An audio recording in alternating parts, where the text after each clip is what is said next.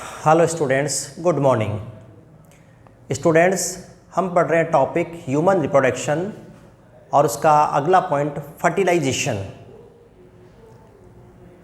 Previous class में हमने fertilisation के डेफिनेशन और इंट्रोडक्शन पढ़ा है। स्टूडेंट, फर्टिलाइजेशन क्या होता है? Fusion of male and female gamete which produce zygote process is called fertilization. Fertilization external भी हो सकता है, इंटरनल भी हो सकता है। विथ एग्जाम्पल हमने प्रीवियस क्लास में डिस्कस कर लिया था। इसके बाद बच्चों, प्रीवियस क्लास में हम डिस्कस कर रहे थे प्रोसेस ऑफ फर्टिलाइजेशन और mechanism of fertilisation.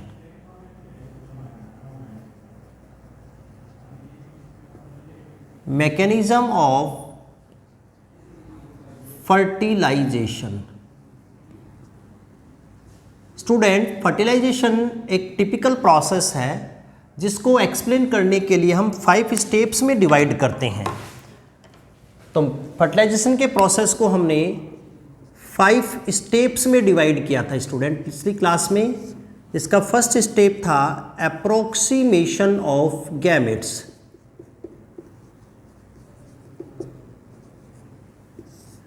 Approximation of gametes का मतलब होता है कि मेल एंड फीमेल गैमेट का एक दूसरे की तरफ मूव करना, अप्रोच करना, अप्रोक्सीमेशन होता है।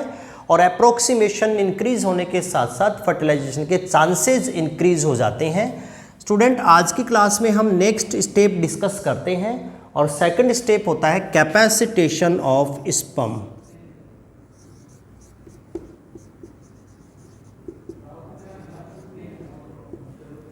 कैपेसिटेशन ऑफ स्पर्म छोटा सा पॉइंट है बच्चों, बट नीट एग्जाम के पॉइंट ऑफ व्यू से काफ़ी इंपॉर्टेंट है। एनसीईआरटी में कोई ऐसा टॉपिक गिवन नहीं है, बट फिर भी यहाँ से एग्जाम में क्वेश्चन पूछा गया है। तो क्या होता है स्टूडेंट कैपेसिटेशन? कैपेसिटेशन होता क्या है स्टूडेंट्स? कैपेसिटेशन का मतलब होता है फर्टिलाइजेशन की एबिलिटी को गेन करना। हमने हेडिंग लिखा कैपेसिटेशन ऑफ स्पर्म। स्पर्म का कैपेसिटेशन मतलब स्पर्म का फर्टिलाइजेशन की एबिलिटी को गेन करना, ये प्रोसेस होता है स्टूडेंट कैपेसिटेशन। यहां से 2-3 टाइप के क्वेश्चंस एग्जाम में पूछे गए हैं। सबसे पहले तो इसका मीनिंग क्या होता है कैपेसिटेशन का, लिखें। To gain the ability of fertilization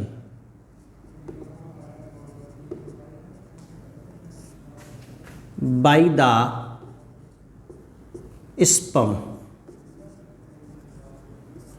sperm का फर्टिलाइजेशन की एबिलिटी या एलिजिबिलिटी को गेन करना कैपेसिटेशन होता है।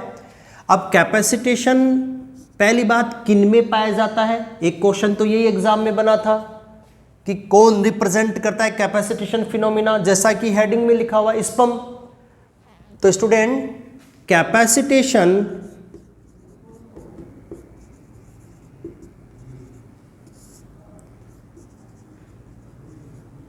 Found in sperm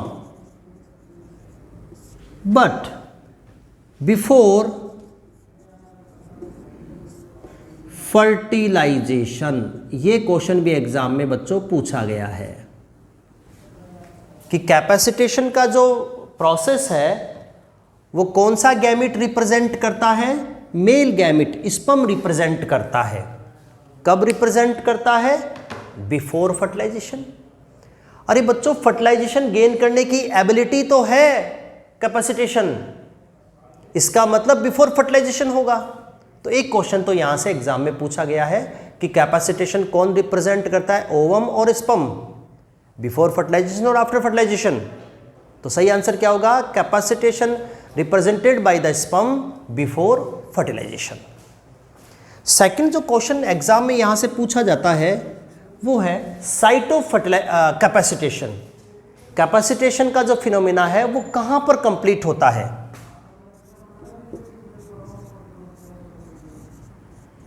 site of capacitation. Capacitation कहां पर प्रेजेंट होने वाला फिनोमिना है? तो स्टूडेंट इसका आंसर होता है फीमेल जेनाइटल ट्रैक्ट।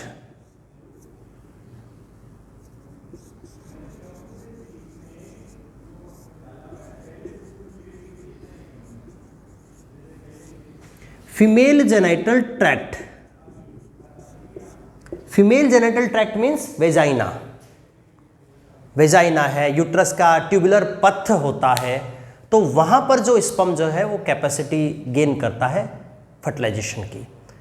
तो पहला क्वेश्चन कैपेसिटेशन कौन रिप्रेजेंट करता है, दूसरा क्वेश्चन कैपेसिटेशन कहां होता है।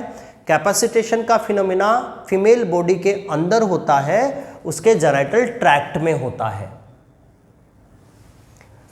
नेक्स्ट, ह्यूमन बींग्स में इसका ड्यूरेशन कितना होता है कैपेसिटेशन का, कितना समय लगता है कैपेसिटेशन प्रोसेस पूरा होने में? तो अप्रोक्सीमेट 5 to 6 आवर्स का ड्यूरेशन होता है कैपेसिटेशन का। अब यहाँ पर पॉइंट ये आता है कि आखिर कैपेसिटेशन में होता क्या है, क्या मैकेनिज्म, क्या प्रोसेस है इसका।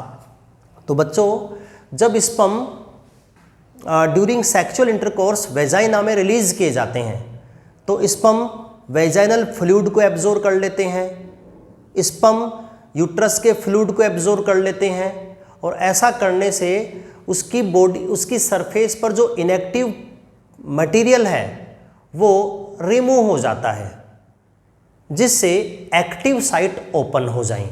Active site means receptors. तो स्पर्म की सरफेस पर जो रिसेप्टर्स प्रेजेंट होते हैं वो रिसेप्टर्स ओपन हो जाते हैं, जिससे स्पर्म जो है वो एक्टिव हो जाता है। तो ये होता है बच्चों कैपेसिटेशन में। During capacitation inactive substances remove from the head of sperm, which results the active site of sperm become open, और sperm जो है फर्टिलाइजेशन के लिए एलिजिबल हो जाता है। तो ये प्रोसेस कहलाता है स्टूडेंट कैपेसिटेशन। यहाँ से दोनों क्वेश्चन नीट एग्जाम में पूछे गए हैं कि कैपेसिटेशन कौन रिप्रेजेंट करता है, स्पर्म बिफोर फर्टिलाइजेशन, और कहाँ पर होता है ये phenomena, in female genital tract. ये था student second topic, capacitation of sperm.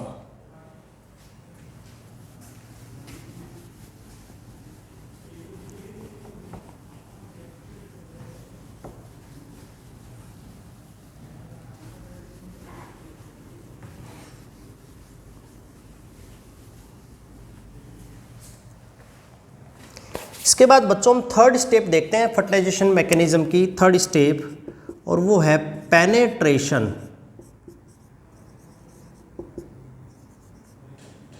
Penetration of egg. Penetration of egg, ये है student topic, third step of fertilization. क्या होता है पेनेट्रेशन? स्टूडेंट इसके लिए हमें फीमेल गैमिट ओवम की स्ट्रक्चर आनी चाहिए, जिसे हमने पिछली क्लास में डिस्कस कर लिया था। फीमेल गैमेट ओवम कुछ इस प्रकार का होता है स्टूडेंट। ये सबसे बाहर एग मेम्ब्रेन होती है, एग की प्लाज्मा मेम्ब्रेन, ये स्टूडेंट एग की प्लाज्मा मेम्ब्रेन।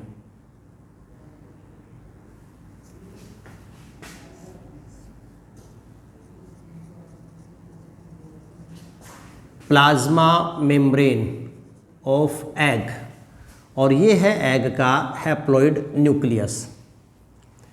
इस एग के बाहर की तरफ दो एग मेम्ब्रेन होती है मैमल्स में, जिसको हमने पिछली क्लास में डिस्कस कर लिया था।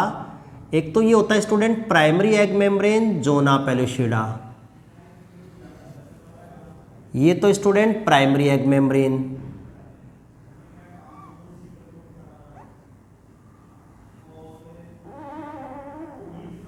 जिसको हम नेम देंगे अभी जोना पेलुसिडा, और इसके बाहर स्टूडेंट होती है सेकेंडरी एग मेम्ब्रेन,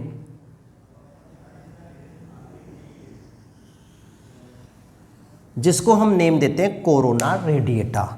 तो एग के बाहर प्रोटेक्शन के लिए दो एग मेम्ब्रेन होते हैं स्टूडेंट। एक तो होता है ये सेकेंडरी एग मेम्ब्रेन, जिसका नेम है कोरोना रेडिएटा, जो बाहर की तरफ होती है, और ये जो अंदर की तरफ है ग्रीन मार्कर से ड्रॉ की गई, ये है student zona pellucida.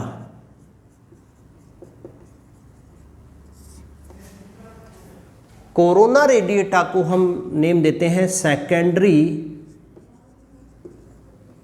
Egg membrane, while zona pellucida क्या होता है? Primary egg membrane. During fertilization क्या होगा बच्चों? इन एग मेम्ब्रेन को डिसोल्व किया जाएगा, इनको डिस्ट्रॉय किया जाएगा ताकि स्पर्म जो है इजीली एंटर कर सके ओवम के अंदर। फर्टिलाइजेशन में होता क्या है, स्पर्म की जो वॉल बॉडी है वो ओवम के अंदर एंटर कर जाएगी, और एंटर करने के लिए सबसे पहले इन एग मेम्ब्रेन को डिसोल्व करना पड़ेगा, डिस्ट्रॉय करना पड़ेगा। अदरवाइज ये प्रोटेक्ट करती हैं कि कोई भी स्ट्रक्चर, कोई भी जो ऑर्गेनिज्म है जो ओवम के अंदर इंट्रोड्यूस नहीं कर सकता। तो इन एग मेम्ब्रेन को डिसोल्व करना, इनका ब्रेकडाउन करना, ये प्रोसेस है पेनेट्रेशन ऑफ एग, और इसमें हेल्प करता है स्टूडेंट एक्रोसोम। हमने स्पर्म की स्ट्रक्चर डिस्कस कर ली है। ह्यूमन स्पर्म के हेड रीजन में एक्रोसोम होता है, उस एक्रोसोम का फॉर्मेशन गोल्जी बॉडी से होता है, और एक्रोसोम के अंदर स्पर्म लाइसिस एंजाइम फिल रहते हैं।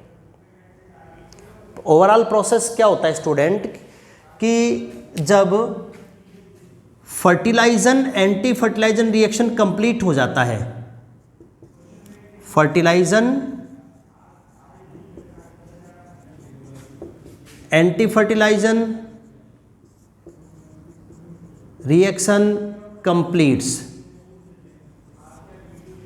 जब fertilizin anti fertilizin reaction complete हो जाता है तो इसके रिजल्टेंट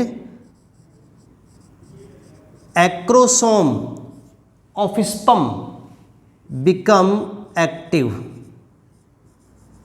स्पर्म का जो एक्रोसोम है वो बच्चों क्या हो जाता है? Active.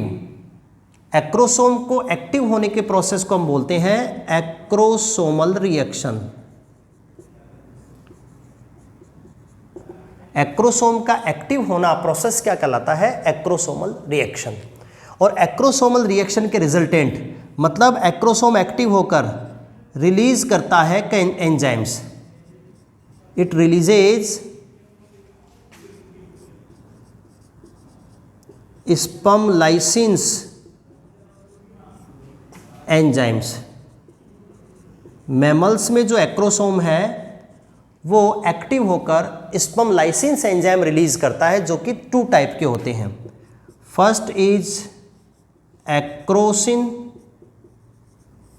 And second is hyaluronidase.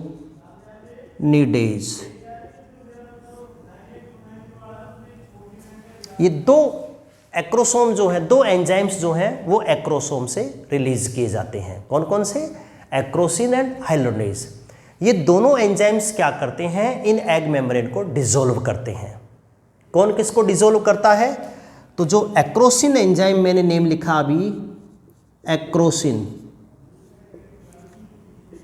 Dissolve to zona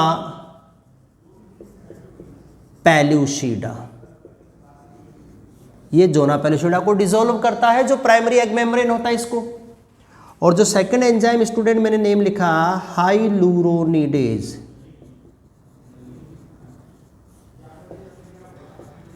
it dissolve to corona radiata.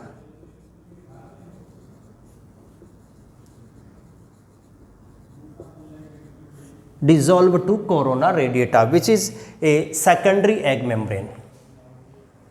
तो बच्चों जैसे ही यहाँ स्पर्म कॉन्टेक्ट में आता है, मान लो ये है फीमेल गैमीट ओवम, और इसके कांटेक्ट में यहां पर आता है बच्चों स्पर्म, ये स्पर्म है। तो स्पर्म के हेड रीजन के टॉप पर यहां पर एक्रोसोम प्रेजेंट रहता है, कैप लाइक स्ट्रक्चर। यहां से कुछ एंजाइम्स रिलीज किए जाएंगे, ये एंजाइम्स जिनका हमने नेम लिखा एक्रोसिन हाइलुरोनिडेज। ये दोनों एंजाइम्स क्या करते हैं, ये इन एग मेम्ब्रेन को डिसॉल्व करते हैं, इसलिए इनका नेम है स्पर्म लाइसिन्स एंजाइम्स। ये एंजाइम्स क्या करते हैं स्टूडेंट, ये एक्रोसिन वाला एंजाइम तो प्राइमरी एग मेम्ब्रेन को डिसॉल्व कर देता है, एंड हाइलुरोनिडेज वाला एंजाइम जो है ये कोरोना रेडिएटा को डिसॉल्व कर देता है। और जब ये दोनों मेम्ब्रेन यहां से ब्रेक हो जाती हैं तो यहां पर एक पथ बन जाता है, इस प्रकार का एक पथ बन जाता है यहां पर, जिस पथ से होकर स्पर्म जो है एंटर करेगा ओवम के अंदर। तो इस मेम्ब्रेन को डिसॉल्व करना, ये जो दो मेम्ब्रेन है primary zona pellucida and secondary corona radiata, इनको डिसॉल्व करना, इनको ब्रेक करना, इस प्रोसेस को अपन बोलते हैं penetration of egg. Penetration of egg के दौरान ही एग मेम्ब्रेन डिसॉल्व हो जाएंगी और स्पर्म की एंट्री के लिए पथ बन जाएगा, जिससे होकर स्पर्म एंटर करेगा और एंटर करने के बाद ही फर्टिलाइजेशन होता है। तो ये था student third step, penetration of egg. मैं उम्मीद करता हूं सबको क्लियरली समझ में आ गया होगा कि पेनेट्रेशन ऑफ एग क्या होता है। बच्चों बोलो, क्लियर है क्या? पेनेट्रेशन ऑफ एग का मतलब होता है कि स्पर्म के थ्रू एग मेम्ब्रेन को डिसॉल्व करना, स्पर्म के थ्रू एग मेम्ब्रेन को डिसॉल्व करना, ये पेनेट्रेशन ऑफ एग है। इसके बाद हम चलते हैं फोर्थ स्टेप पर, और वो है एक्टिवेशन ऑफ ओवम।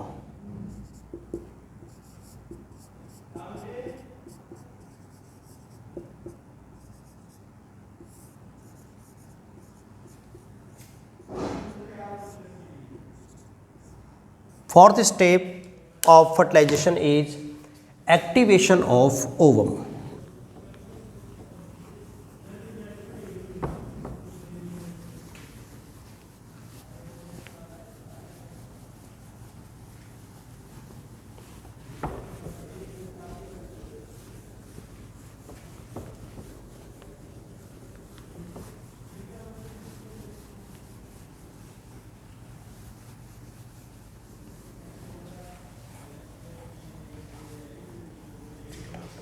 देखो बच्चों, एक्टिवेशन ऑफ ओवम क्या होता है?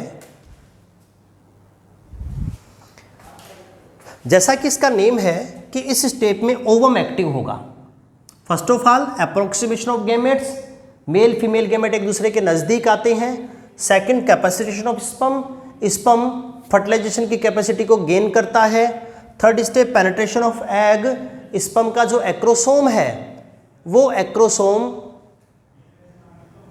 एंजाइम्स सीक्रेट करता है जिनको बोलते हैं स्पर्म लाइसिन्स एंजाइम, और वो एंजाइम एग मेम्ब्रेन को डिसॉल्व करते हैं। तो ये प्रोसेस है पेनिट्रेशन ऑफ एग। और इसके बाद है एक्टिवेशन ऑफ ओवम।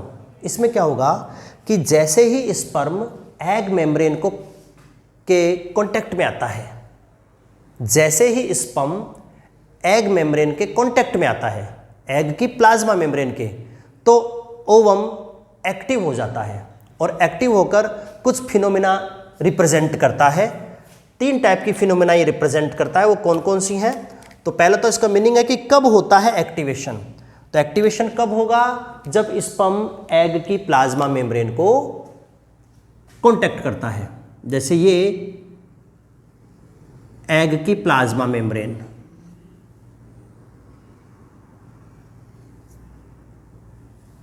इसको हम मान लेते हैं एग की प्लाज्मा मेम्ब्रेन, और अभी मैंने आपको बताया इसके बाहर दो एग मेम्ब्रेन हैं, एक primary egg membrane zona pellucida and secondary egg membrane corona radiata.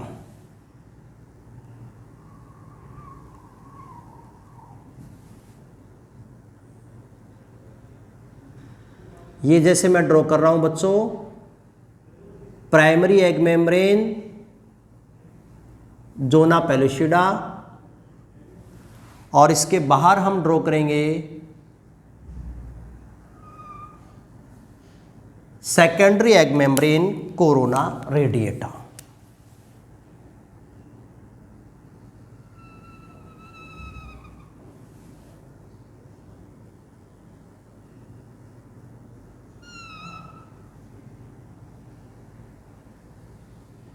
ये स्टूडेंट मैंने ड्रॉ कर दी कोरोना रेडिएटर।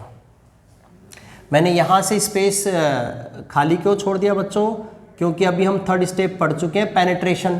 पेनिट्रेशन का मतलब है स्पर्म जो है वो इन एग मेम्ब्रेन को डिसॉल्व कर देता है। स्पर्म का जो एक्रोसोम है बच्चों, वो एक्रोसोम इन मेम्ब्रेन को डिसॉल्व कर देता है, जिसके रिजल्टेंट एक पथ बन जाता है, जिस पथ से होकर स्पर्म जो है एंटर करता है एग के अंदर। ये एग का हम मान लेते हैं न्यूक्लियस, जिसमें हाफ क्रोमोसोम होते हैं। अब बच्चों यहां पर हम ड्रॉ करते हैं स्पर्म।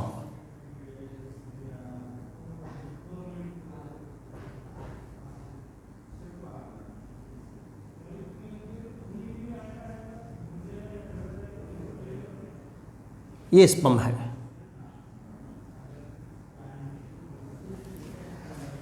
तो स्पर्म का एक्रोसोम स्टूडेंट जैसे ही एग की प्लाज्मा मेम्ब्रेन को कांटेक्ट करता है, कब कांटेक्ट करेगा? जब मेम्ब्रेन डिसॉल्व हो जाएंगी।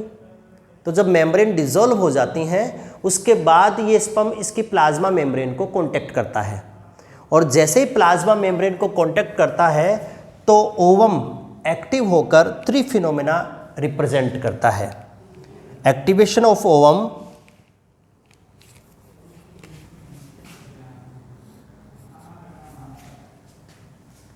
इसका मतलब क्या है? As the sperm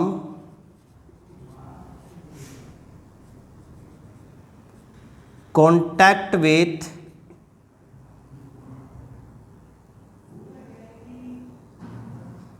as the sperm contact with plasma membrane of the ovum, then ovum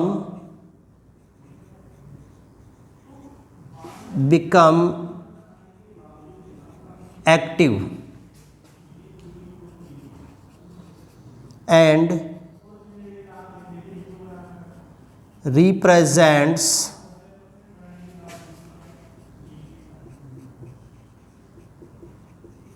following phenomenon. Commonly 3 phenomena represent ovum after the activation. The first is formation of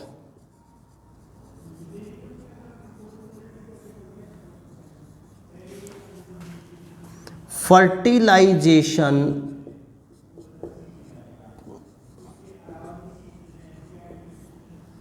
cone. Second is cortical reaction, and third is metabolic activities.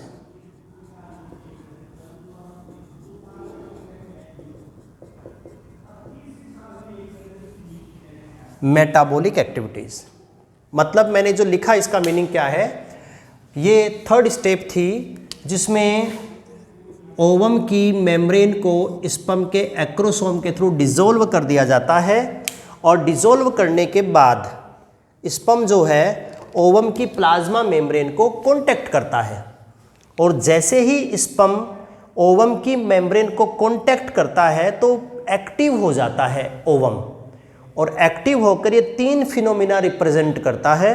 First is formation of fertilization cone, second is cortical reaction, and third is metabolic activities. क्या होता है बच्चों formation of fertilization cone? First of all तो आपको जो institute की तरफ से नोट्स दिए गए हैं उसमें ये स्पेलिंग आप करेक्ट कर लेंगे। कोन, आपके नोट्स में जोन लिखा हुआ है ZONA, तो ये गलत है, आपको राइट कर लेना है जोन को काटकर कोन, CONA। क्या होता है बच्चों कोन?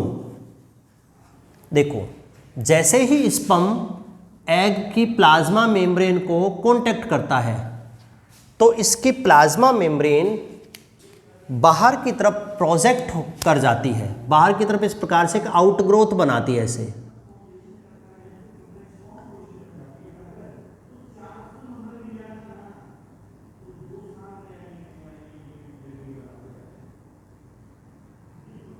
ऐसे जैसे ही स्पर्म ओवम की प्लाज्मा मेम्ब्रेन को कांटेक्ट करता है तो इसकी प्लाज्मा मेम्ब्रेन बाहर की तरफ एक आउटग्रोथ बनाती है। इस आउटग्रोथ को हम बोलते हैं बच्चों फर्टिलाइजेशन कोन। फर्टिलाइजेशन कोन ये बनेगा। स्पर्म के एग की प्लाज्मा मेम्ब्रेन को कांटेक्ट करने पर सबसे पहले एग मेम्ब्रेन क्या बनाएगी? फर्टिलाइजेशन कोन। कौन बनाएगी? Egg membrane. ये जो मेम्ब्रेन है इनर मोस्ट, इसको हम बोलते हैं plasma membrane of the egg. तो प्लाज्मा मेम्ब्रेन से बनता है फर्टिलाइजेशन कोन। इस कोन को हम रिसेप्टिव कोन भी नेम देते हैं स्टूडेंट। इसको हम एक नेम देते हैं रिसेप्टिव कोन, बिकॉज इसी कोन से होकर स्पर्म एंटर करता है ओवम में। ये कोन क्या करता है? ये कोन इस स्पर्म को एंगल्फ कर जाता है, एक प्रकार से रिसीव करता है स्पर्म को, इसलिए इसको कहा गया है रिसेप्टिव कोन। तो जब स्पर्म एग की प्लाज्मा मेम्ब्रेन को कॉन्टैक्ट करता है तो सबसे पहले एग की प्लाज्मा मेम्ब्रेन रिसेप्टिव कोन बनाती है, जिससे होकर स्पर्म एंटर कर जाता है एग के अंदर। तो फर्स्ट पॉइंट कंप्लीट है student, formation of fertilization cone. Student आपको याद रखना है कि ह्यूमन बींग्स में स्पर्म की वोल बॉडी ओवम में एंटर कर जाती है। स्पर्म की वोल बॉडी जो है वो ओवम में एंटर कर जाती है। क्लियर है? अब मैं नेक्स्ट स्टेप का डायग्राम बना देता हूं कि ये जो स्पर्म है ये ओवम के अंदर एंटर कर चुका है, ये ओवम के अंदर एंटर कर गया।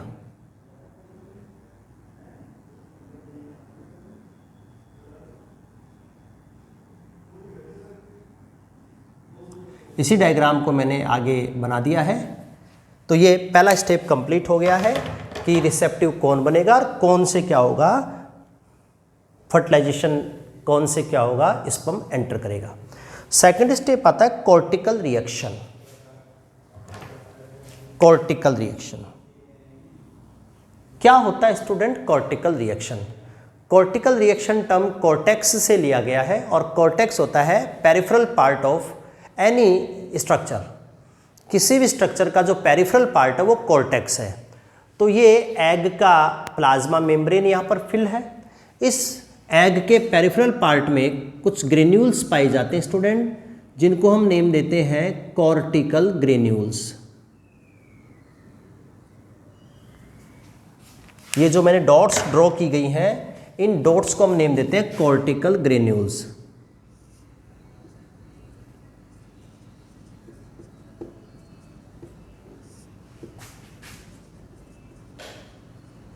Cortical granules, they are granular structure found in the cortex region of ooplasm।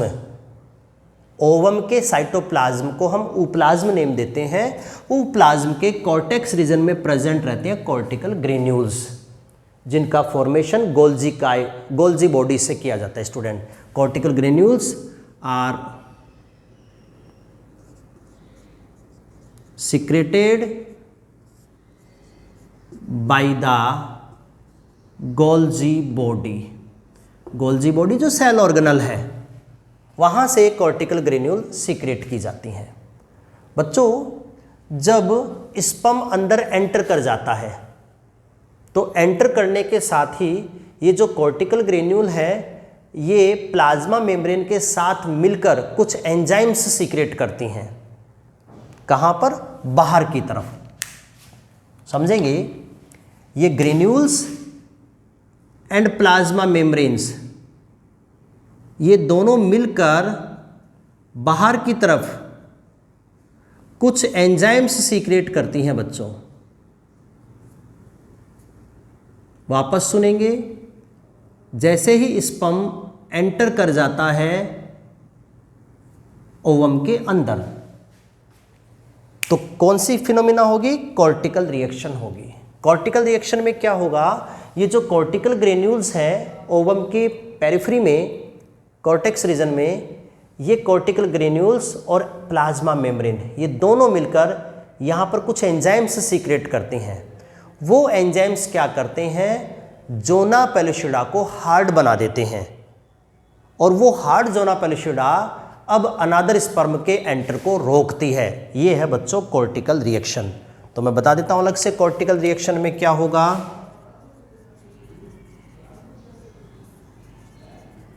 Cortical reaction में क्या होगा? After the entry of sperm, sperm enter करने के बाद cortical granules plus plasma membrane secretes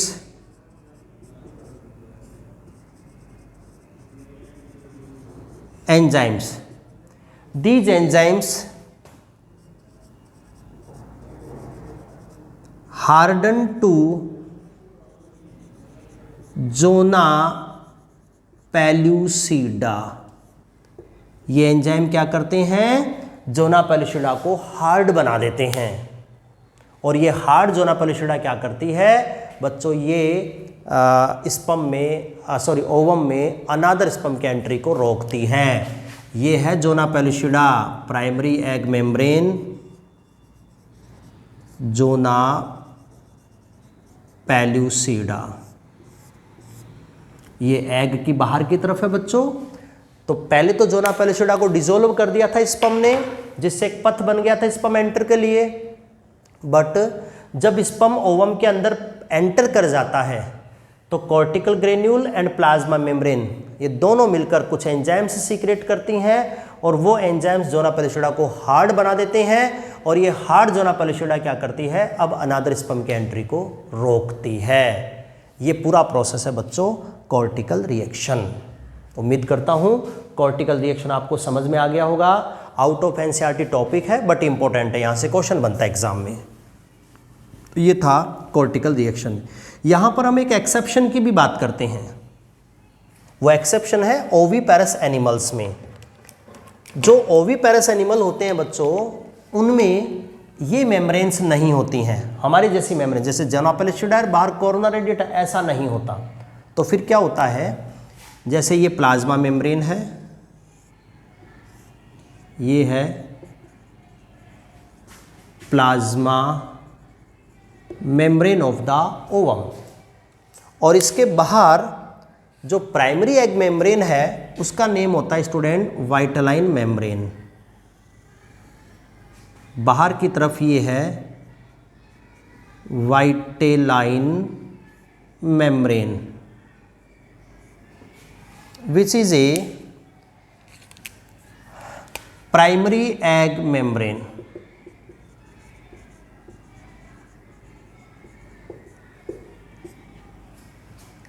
जब इन एनिमल्स के एग में, जिनमें ऐसा स्ट्रक्चर होती है, उनके एग के अंदर जो पेरिफेरल पार्ट होता है वहाँ पर भी कॉर्टिकल ग्रेन्यूल होती हैं। ये स्टूडेंट कॉर्टिकल ग्रेन्यूल्स। जब इन एनिमल्स के एग के अंदर स्पर्म एंटर कर जाता है तो एक कॉर्टिकल ग्रेन्यूल क्या करती हैं?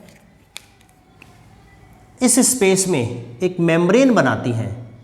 पहली बात, इस स्पेस को क्या बोलते हैं? इसका नाम है पेरीवाइटेलाइन स्पेस। एग की plasma membrane and vitelline membrane के बीच का ये जो स्पेस है इसको कहा जाता है स्टूडेंट पेरीवाइटेलाइन स्पेस, ये कहा जाता है। तो जब इन एनिमल्स में स्पर्म एंटर कर जाता है तो ये कॉर्टिकल ग्रेन्यूल्स यहाँ पर एक न्यू मेम्ब्रेन का फॉर्मेशन करती हैं। और इस न्यू मेम्ब्रेन का नेम होता है फर्टिलाइजेशन मेम्ब्रेन।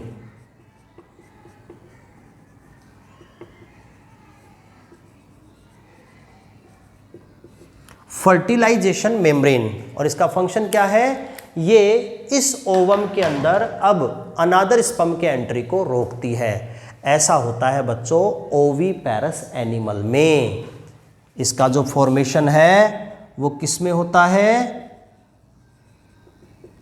इसका फॉर्मेशन होता है इन ओवीपेरस एनिमल। इस अर्थ पर ज़्यादातर एनिमल्स ओवीपेरस होते हैं बच्चों, जो एग ले करते हैं, जो एग देते हैं, वो ओवीपेरस एनिमल है। तो ओवीपेरस एनिमल्स के प्लाज्मा मेम्ब्रेन के बाहर वाइटलाइन मेम्ब्रेन होती है as a primary egg membrane. Plasma membrane and vitelline membrane के बीच का स्पेस पेरीवाइटलाइन स्पेस। तो जब इन एनिमल्स के ओवम के अंदर स्पर्म एंटर कर जाता है तो इनकी जो कॉर्टिकल ग्रेन्यूल्स होती हैं वो इस स्पेस में एक मेम्ब्रेन का फॉर्मेशन करती हैं जिसका नाम है फर्टिलाइजेशन मेम्ब्रेन। और ये मेम्ब्रेन क्या करती है, अनादर स्पर्म की एंट्री को रोकती है। ये था पूरा कॉर्टिकल रिएक्शन। तो कॉर्टिकल रिएक्शन में क्या होगा, कॉर्टिकल ग्रेन्यूल्स के थ्रू एक ऐसी स्ट्रक्चर डेवलप की जाएगी जो उस ओवम में अनादर स्पर्म की एंट्री को रोक दे। अगर हम मैमल्स की बात करेंगे तो मैमल्स में ऐसा फिनोमिना होगा जिसमें cortical granule and plasma membrane जो एंजाइम्स बनाएगी वो एंजाइम्स इस जोना पैलिशिडा को हार्ड कर देंगे। तो मैमल्स में हार्डन जोना पैलिशिडा, मॉडिफाइड जोना पैलिशिडा अनादर स्पर्म के एंट्री को रोकती है। बट ओविपेरस एनिमल्स में फर्टिलाइजेशन मेम्ब्रेन अनादर स्पर्म के एंट्री को रोकती है। तो ये था स्टूडेंट एक्टिवेशन ऑफ ओवम में सेकंड पॉइंट कॉर्टिकल रिएक्शन। इसके बाद हम इसका थर्ड पॉइंट डिस्कस करते हैं, metabolic activities.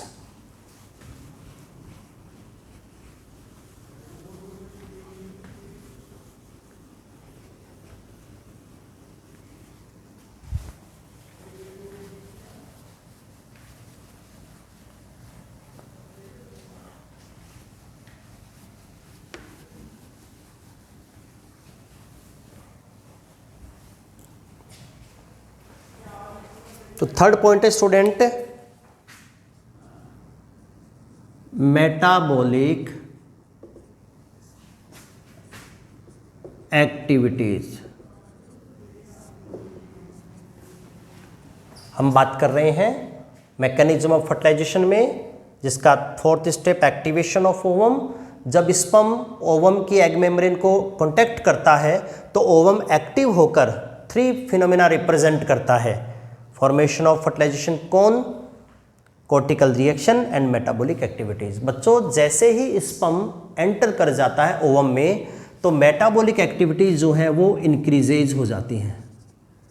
Metabolic activities of ovum are increases, like breathing rate,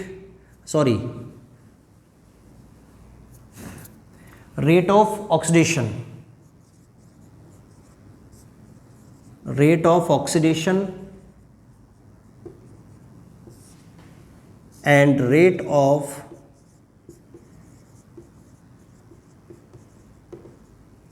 protein synthesis,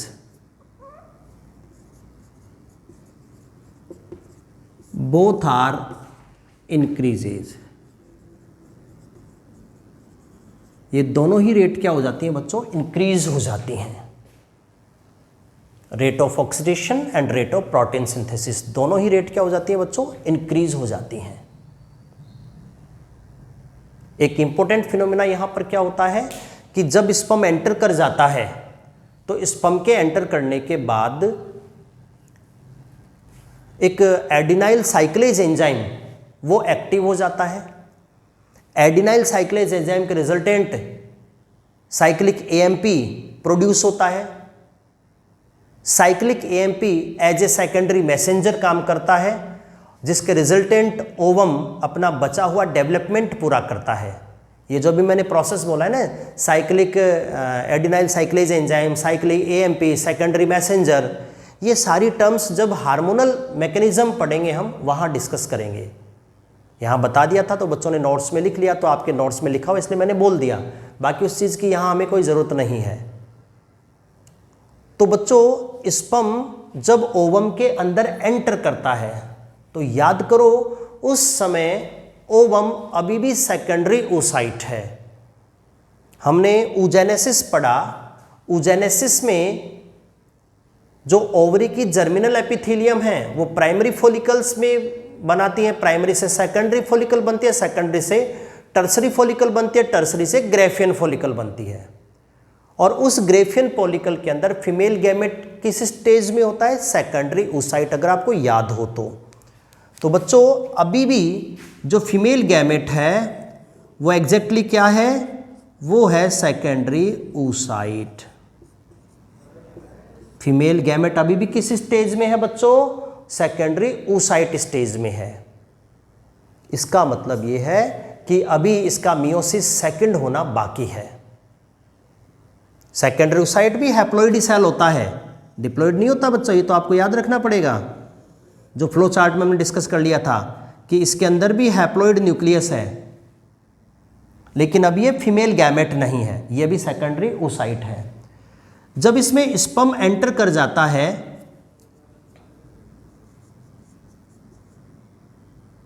after the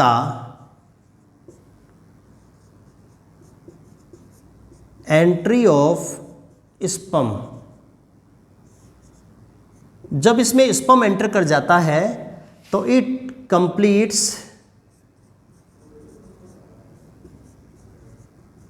there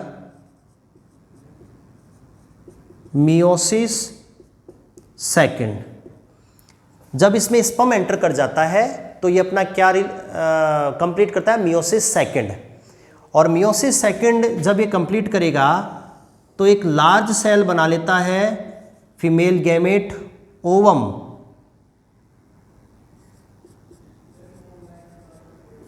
और एक स्मॉलर सेल बनाता है second polar body.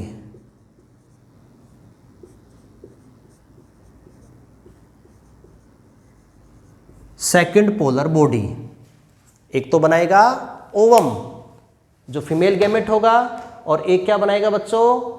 Second polar body. ये ओवम वो है जिसके अंदर स्पर्म प्रेजेंट रहता है। After the entry of sperm ही होता है बच्चों ये सारा प्रोसेस। जब स्पर्म की एंट्री हो गई उसके बाद ये प्रोसेस होता है।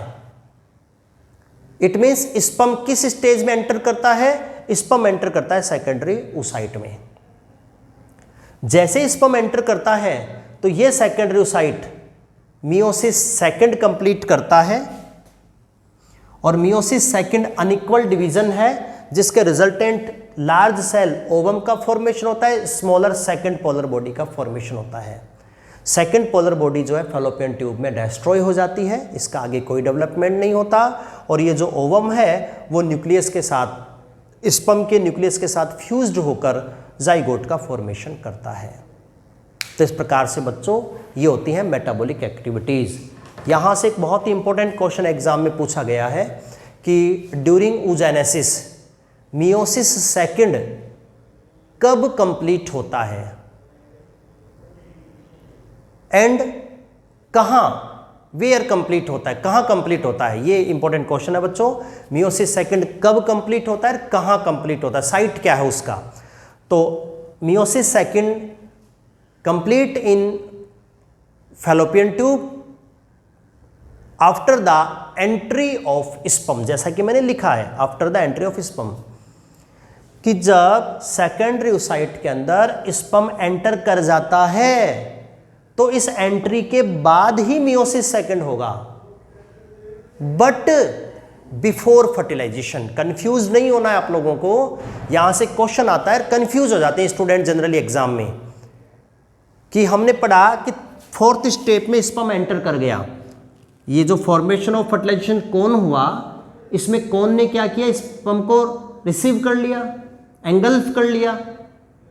तो स्पर्म की एंट्री फर्टिलाइजेशन नहीं है, फर्टिलाइजेशन का कुछ स्टेप अभी बाकी है। तो एंट्री करने का मतलब है फर्टिलाइजेशन कंप्लीट नहीं हुआ अभी, एंट्री करने के बाद ही मियोसिस सेकंड होगा, और मियोसिस सेकंड होने के बाद ही ओवम का फॉर्मेशन होगा, और ओवम के फॉर्मेशन के बाद ही फर्टिलाइजेशन कंप्लीट होगा। तो यहां से इंपॉर्टेंट 2 क्वेश्चन बनते हैं। पहला क्वेश्चन कि secondary oocyte represent meiosis second after the entry of sperm but before fertilization. Meiosis second ovum में कब होगा? स्पर्म एंटर के बाद, बट फर्टिलाइजेशन से पहले। पहला क्वेश्चन क्लियर है। दूसरा question, site of meiosis second कहां होगा? तो meiosis second found in secondary oocyte outside the ovary, ovary के बाहर होगा। कहां पर? इन फैलोपियन ट्यूब। और तीसरा क्वेश्चन, सेकंड पोलर बॉडी का फॉर्मेशन कहां होगा? तो इसका आंसर भी जाएगा फैलोपियन ट्यूब में। तो इस प्रकार से बच्चों यहां से 2-3 क्वेश्चन बनते हैं मेटाबॉलिक एक्टिविटीज में। तो हम बात कर रहे हैं बच्चों mechanism of fertilization in human beings, और ह्यूमन बींग्स में हम फर्टिलाइजेशन को 5 स्टेप्स में डिवाइड करके स्टडी करते हैं। First step is approximation of gametes. इस स्टेप में क्या होता है? मेल एंड फीमेल दोनों गैमेट्स एक दूसरे की तरफ अप्रोच करके नज़दीक आते हैं ताकि फर्टिलाइजेशन स्टार्ट हो सके। Second step capacitation of sperm. इस स्टेप में स्पर्म फर्टिलाइजेशन की कैपेसिटी को गेन करते हैं, और ये पूरा प्रोसेस फीमेल जेनिटल ट्रैक्ट में होता है। Third step penetration of egg. इस स्टेप में स्पर्म का एक्रोसोम एग के बाहर प्रेजेंट एग मेम्ब्रेन को डिसॉल्व करके अपनी एंट्री का पथ बनाता है। तो ये हो गया student penetration of egg. Fourth step में एक्टिवेशन ऑफ ओवम। इस स्टेप में क्या होगा कि जो फीमेल गैमिट है वो सबसे पहले स्पर्म को रिसीव करने के लिए फर्टिलाइजेशन कोन बनाएगा, जिससे होकर स्पर्म को रिसीव करेगा। सेकंड कॉर्टिकल रिएक्शन होंगी, जिसके रिजल्टेंट मैमल्स में जोना पेलिसिडा को हार्ड बना दिया जाएगा ताकि अनदर स्पर्म एंटर ना करें। और थर्ड स्टेप मेटाबॉलिक एक्टिविटीज़ में क्या होगा? जो मेटाबॉलिक एक्टिविटीज़ की रेट है ओवम की वो इंक्रीज हो जाती है, और इसके साथ ही ओवम अभी भी सेकेंडरी oocyte था, तो अपना स्पर्म एंटर करने के बाद ये मियोसिस सेकंड कंप्लीट करने के बाद ओवम में कन्वर्ट होगा ताकि फर्टिलाइजेशन प्रोसेस को कंप्लीट किया जा सके। तो ये था बच्चों ह्यूमन बींग्स में मैकेनिज्म ऑफ फर्टिलाइजेशन। इसका एक लास्ट स्टेप बचा है एम्फीमिक्सिस, जिसे हम नेक्स्ट क्लास में डिस्कस करेंगे। थैंक यू बच्चों।